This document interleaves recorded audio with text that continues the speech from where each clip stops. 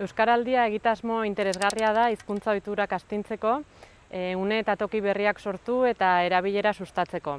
Aintzinko edizioan, norbanakoaren parte hartzea sustatzen zen eta oraingoan berriz denda, elkarte eta entitate ezberdinen parte hartzea eskatzen da. Horregatik musika eskolak parte hartzea erabaki du.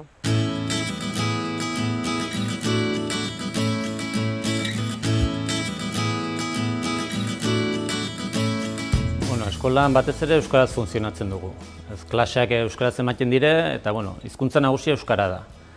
Bino bai egia da, irakasleen bileratan ere, naiz eta euskaraz egin orokorrin, bakoitzak ere bere hizkuntza naturalera edo ama hizkuntzara titzen duela eta batzuk euskaldun zaharrak gara irakasleen artean, beste batzuk euskaldun berriak.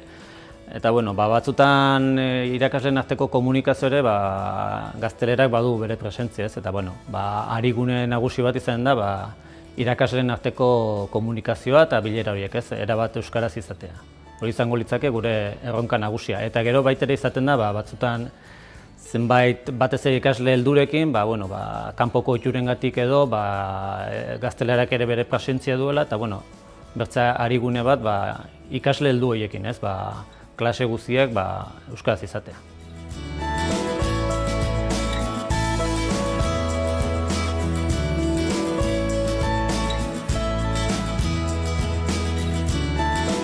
Espero dugu gure gainen hartu dugun erronka hau edo martxan jarriko dugun ariketa hau, euskaraldiarekin gure harigune honi esker irakasleon arteko komunikazio guztia behingoz euskaraz izatea eta bere fruituak ematea.